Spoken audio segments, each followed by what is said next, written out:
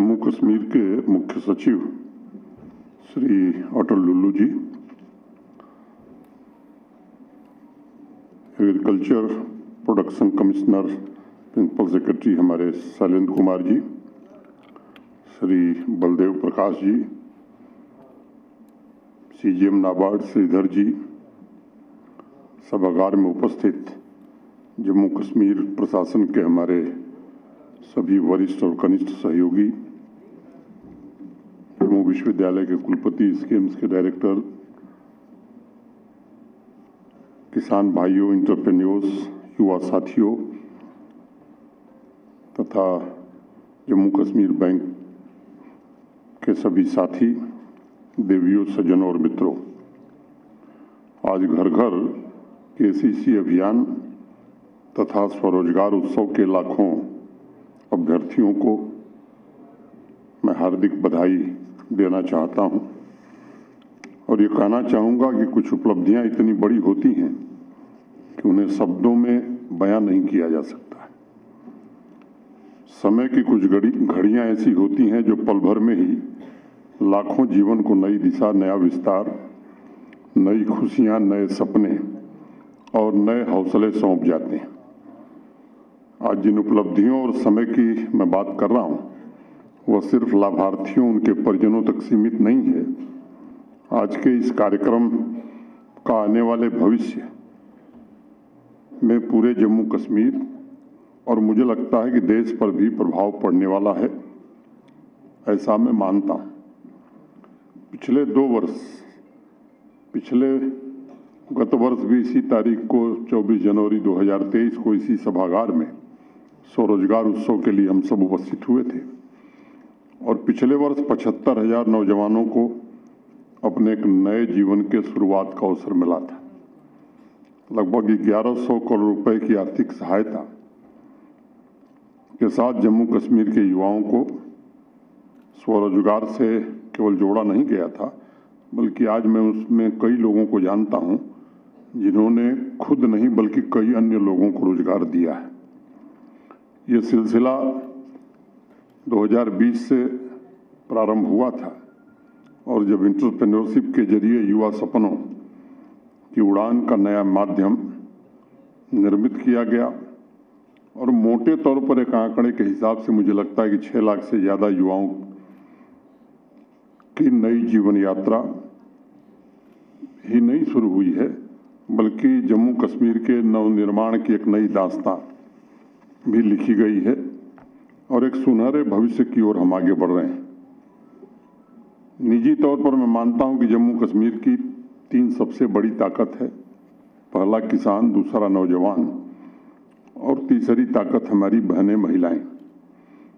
इस त्रिशक्ति के सामर्थ्य में नई ऊर्जा का संचार भारत के आदरणीय प्रधानमंत्री जी ने किया है और मैं कहना चाहता हूं कि विशेष रूप से अगस्त 2019 में जम्मू कश्मीर का पूर्ण विलय ही इन तीनों शक्तियों के पूर्ण उदय का मुख्य कारक था।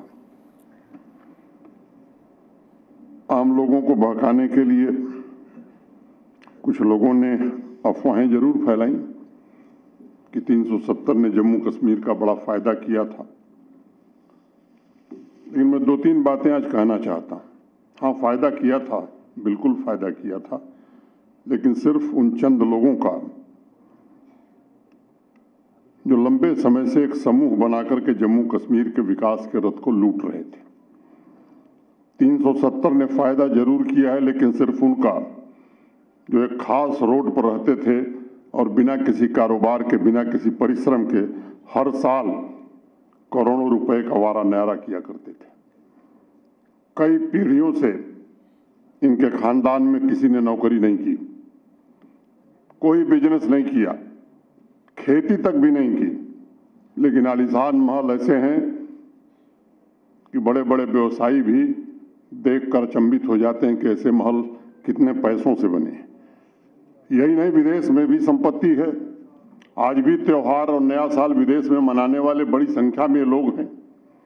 ये पैसा कहाँ से आया, मुझे लगता है ये सवाल सबसे अहम है। और मैं जब विचार करता हूँ तो मुझे कई साथी यहाँ के पुराने लोग बताते हैं कि भारत सरकार का भेजा हुआ पैसा था जो जम्मू कश्मीर के आम आदमी के हक में खर्च होना था, आम नौजवान, आम किसान और आम महिलाओं के हक का पैसा था, 370 की आड़ में अपने निहित स्वार्थ के खातिर कॉन्फ्लिक्ट इंडस्ट्री को जिंदा रखने के लिए कॉन्फ्लिक्ट प्रॉफिटियर्स ने न सिर्फ 370 का बेजा इस्तेमाल किया बल्कि लाखों सपनों की असमय हत्या करने का भी पाप किया। और इसलिए मैं आज कहूंगा कि भारत के माननीय प्रधानमंत्री जी ने एक ऐतिहासिक निर्णय लेते हुए लाखों सपनों, आशाओं और आकांक्षाओं को समय से पहले दम तोड़ने से बचाया है और एक सामर्थ्यवान जम्मू कश्मीर की दिशा में बढ़ता हुआ जम्मू कश्मीर दिखाई पड़ रहा है। पिछले वर्ष मोटे तौर पर एक बात प्रशासनिक स्तर पर तय की गई थी और मुझे बताते हुए खुशी है कि छोटे छोटे गांवों में भी अब सपने बड़े होने लोग देख रहे हैं। एक चुनौती थी और आज जब मैं विचार कर रहा हूं तो कुल 34,329 यूनिट सैंक्शन हुई है, जिनके लिए 1384 करोड़ रुपए की धनराशि स्वीकृत की गई है। 94,680 प्रत्यक्ष अप्रत्यक्ष उद्यमियों की यात्रा भी शुरू हुई है और मैं मानता हूं कि एक नया संदेश इसके कारण जा रहा है, देश में जा रहा है कि वास्तव में जम्मू कश्मीर बदल रहा है। जम्मू कश्मीर शांति, एकता, सद्भाव के साथ अभूतपूर्व गति से आगे बढ़ने की कोशिश कर रहा है और उद्यमिता के क्षेत्र में भी अन्य राज्यों तथा केंद्र शासित प्रदेशों के साथ टक्कर ही नहीं ले रहा है, बल्कि मैं कहूँगा कि आशा की एक नई किरण बनकर उभर रहा है। एंटरप्रेन्योरशिप में जम्मू के युवा बच्चों बच्चियों ने अपनी नई पहचान बनाई है। जम्मू कश्मीर में नहीं, देश के बाकी हिस्सों में भी इसकी चर्चा है। हमारे टैलेंटेड नौजवान बच्चे और बच्चियां आवाम की पहचान को बदलने में योगदान दे रहे हैं और मुझे विश्वास है कि स्वरोजगार में जम्मू कश्मीर अपनी पूरी ताकत से देश के अग्रणी राज्यों में शामिल होगा। डुल्लू साहब ने बहुत विस्तार से बाकी बातें बताई हैं, मैं उसके विस्तार में नहीं जाना चाहता हूं। ये भी सच है कि 70% आबादी यहाँ की एग्रीकल्चर और एलाइड सेक्टर पर निर्भर है। पिछले 4 वर्षों में तमाम नीतिगत निर्णय हो या होलिस्टिक एग्रीकल्चर डेवलपमेंट प्रोग्राम हो या विकसित भारत संकल्प यात्रा, सभी अभियानों द्वारा किसान भाइयों में नई सामर्थ्य पैदा हो, इसकी कोशिश की गई है। विकसित भारत संकल्प यात्रा के दौरान घर घर केसीसी अभियान 1 जनवरी 2024 से प्रारंभ किया गया। अभी आंकड़े आपके सामने रखे गए हैं, मैं आंकड़ों में नहीं जाना चाहता हूं। बैंक के मैनेजिंग डायरेक्टर और बैंक के सभी अधिकारियों से मैं विशेष रूप से ये चाहूँगा, ये सैचुरेशन का काम हमें एक समय सीमा के भीतर निश्चित रूप से पूरा करना चाहिए। और ये सच है कि इनपुट क्रेडिट जो किसानों को मिलनी चाहिए उसमें नेशनल एवरेज से हम पीछे हैं। ये पहले की बैठकों में भी ये बात आई है। मेरा आग्रह होगा जम्मू कश्मीर बैंक से और बाकी बैंकों से भी कि इस काम, अगर आप वास्तव में ये जो सामाजिक उत्तरदायित्व के निर्वहन में ट्राली देना, एम्बुलेंस देना या बनाना, ये भी अच्छा काम है, लेकिन मुझे लगता है उससे बड़ा पुनीत काम ये होगा कि अगर 70% आबादी वाले किसानों को उनकी इनपुट क्रेडिट हम बढ़ाते हैं और यहाँ के नौजवान बच्चों और बच्चियों को छोटे छोटे उद्योग लगाने में हम मदद करते हैं। इस काम को प्राथमिकता के आधार पर निश्चित रूप से हमें करना चाहिए। जम्मू कश्मीर के बैंक को भी अगर मैं देखता हूँ तो 2019 में बैंक कैसा था और आज कैसा है, ये भी एक पैमाना है जिसे जानना बड़ा आवश्यक है। और मुझे लगता है कि 2019 में 2020 में आया था लगभग 1200 करोड़ रुपए के घाटे में बैंक चल रहा था। पिछले 4 वर्षों में आज जम्मू कश्मीर बैंक मोटे तौर पर 1200 करोड़ रुपए के प्रॉफिट में चल रहा है और अनुमान ये है कि अगले साल इसका प्रॉफिट 1500 करोड़ रुपए पहुंच जाएगा। तो जो बात मैं पहले कह रहा था, बैंक के साथ भी वही किया इन लोगों ने, और ये विदेशों में घर कहीं और से नहीं बना है, संकेत मेरा आप समझ रहे हैं। अगर मैं एनपीए की बात करूं तो 2019 में 11% से ज़्यादा था, 11.4, और 2023 के अंत में आज जम्मू कश्मीर बैंक का एनपीए 4.85% है, माने देश के किसी बैंक से बेहतर है। 2019 में बैंक के शेयर 20 रुपए में बिकते थे, आज 130 रुपए से ज़्यादा में बिक रहे हैं। अब इन सब लोगों के लिए जो जिम्मेदार हैं वो भी नैतिकता का भाषण देते हैं, पाठ पढ़ाते हैं, वो भी बात करते हैं कि विकास अवरुद्ध हो गया है। आज ये अवसर नहीं है, मैं नौजवानों से विशेष रूप से कहना चाहता हूं कि इन लोगों का जो काम रहा है उस काम को जान जाइए अच्छी तरीके से। और ये काम फिर अगर जम्मू कश्मीर में हुआ तो घाटे से शुरू हुआ बैंक जो आज प्रॉफिट में आया है, घाटे में पहुंचने में बहुत देर नहीं लगेगी।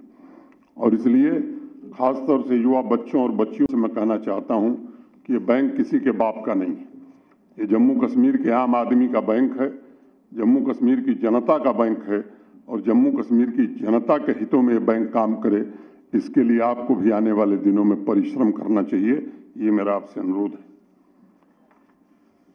आज इन दोनों उपलब्धियों की चर्चा करने के अलावा मैं आप सबको ये कहना चाहता हूं कि हर इंसान का जन्म किसी न किसी नियति को पूर्ण करने के लिए होता है। एक लक्ष्य ये होना चाहिए कि देश हित का भाव पूरे समाज में फैले। बड़ी तपस्या के पश्चात आम आदमी को अवसर मिला है कि वह स्वाभिमानी समृद्ध जम्मू कश्मीर का निर्माण स्वयं अपने हाथों से कर सकता है। अगर आप विचार करें तो कोई शुतुरमुर्ग की तरह रेत में सिर गड़ाकर चलता है, तब भी दुनिया उसके लिए रुकती नहीं है, समय कभी थमता नहीं है। इसलिए मैं आप सबसे नौजवानों से विशेष रूप से कहना चाहूँगा कि संकीर्ण विचारों को छोड़कर अपने पुरुषार्थ से वैश्विक परिवर्तन के निर्माता बनने की आवश्यकता है, दर्शक बनकर देखने की जरूरत नहीं है। जीवन में ऐसा कोई लक्ष्य नहीं है जो पुरुषार्थ से प्राप्त नहीं किया जा सकता है, लेकिन उस लक्ष्य में व्यक्तिगत आकांक्षा के अलावा जन कल्याण का भाव भी शामिल रहे, ये बड़ा आवश्यक है। उज्ज्वल भविष्य की पहली शर्त यही है कि हम एक दूसरे की देखभाल करें। समाज की अनेक इकाइयों में निस्वार्थ भाव से रक्षा कर रहे सैनिक, सुरक्षा बल, पुलिस के जवानों की भी बड़ी महत्वपूर्ण भूमिका है। उनके प्रति भी सम्मान का भाव हो, कृतज्ञता का भाव हम प्रदर्शित करें और नई पीढ़ी में भी वैसी ही भावना का संचार करें।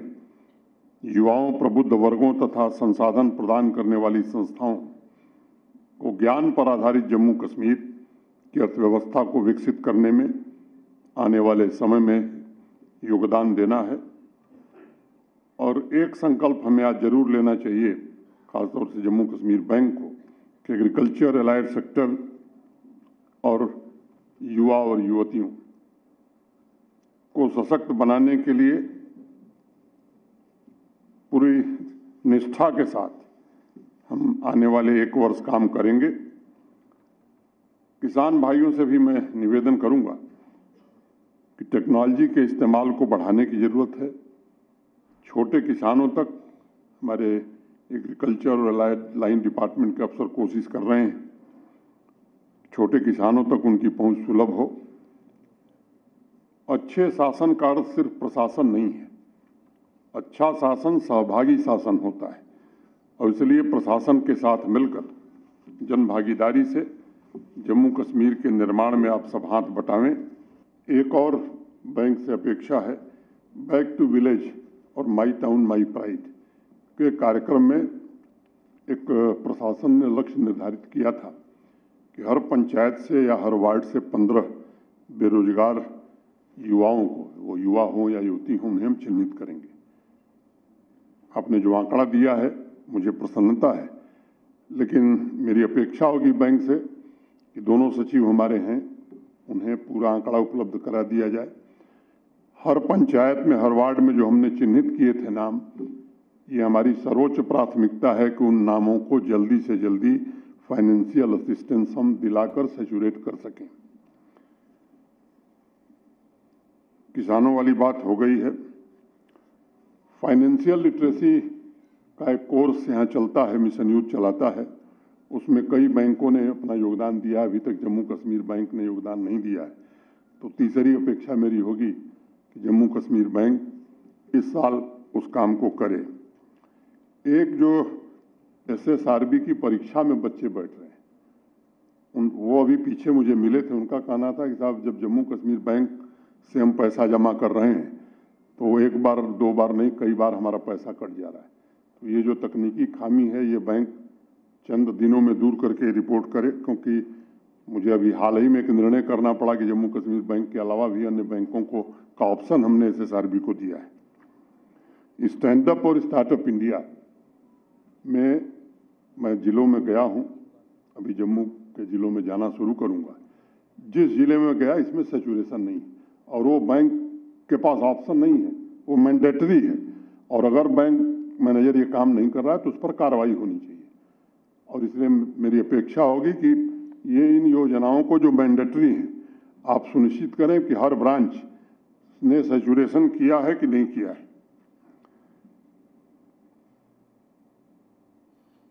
एक और आपसे मैंने पीछे कहा था, पिछले वर्ष कश्मीरी माइग्रेंट्स POJK से जो भाई आए हैं और वेस्ट पाकिस्तान के जो रिफ्यूजी हैं, एक अभियान चला करके इन समूहों में से भी जो लोग स्वरोजगार करना चाहते हैं उनकी एक सूची बनी है, आपको सूची उपलब्ध करा दी गई है। मैं जम्मू कश्मीर बैंक से अपेक्षा रखता हूं कि आने वाले फरवरी माह में वो समय आप तय करिए, इनका सैचुरेशन भी हमें कर देना चाहिए। और एक कोऑपरेटिव सेक्टर पर विशेष ध्यान देना, मैं समझता हूं कि जम्मू कश्मीर की समृद्धि में निश्चित रूप से आप भागीदार बनेंगे। और जम्मू कश्मीर बैंक, बाकी बैंक भी कर रहे हैं, लेकिन जम्मू कश्मीर बैंक पर अधिकार से हम लोग कह सकते हैं। इसलिए मेरी अपेक्षा होगी कि अब फरवरी एंड तक या मार्च में जब भी चुनाव आचार संहिता लगे तो उसके पहले एक बार हम लोग बैठ करके तय करें कि कितनी, आज 24 जनवरी है, क्या शैलेंद्र जी 25 फरवरी, तो एक महीने की प्रगति शैलेंद्र जी जांचेंगे और 3 महीने की प्रगति फिर मैं देखूंगा कि प्रगति क्या हुई है। मैं जम्मू कश्मीर बैंक का हृदय से आभारी हूं। अनेक महत्वपूर्ण CSR के तहत भी इन्होंने इनिशिएटिव लिए हैं। यहाँ सभागार में उपस्थित उन तमाम किसान भाइयों और नौजवानों को मैं विशेष रूप से बधाई देना चाहता हूं। माता वैष्णो देवी से प्रार्थना करता हूं कि जो उद्यम आप शुरू करने जा रहे हैं वो सफल उद्यम हो। अंत में 2 लाइनें कह करके अपनी बात खत्म करूंगा। सफ़र की हद है वहाँ तक कि कुछ निशान रहे, सफ़र की हद है वहाँ तक कि कुछ निशान रहे, चले चलो कि जहाँ तक ये आसमान रहे। ये क्या कदम उठाए कदम और आ गई मंजिल, ये क्या कदम उठाए और आ गई मंजिल। मज़ा तो तब है कि पैरों में कुछ थकान रहे, मज़ा तो जब है कि पैरों में कुछ थकान रहे। बहुत बहुत धन्यवाद। नमस्कार। जय हिंद।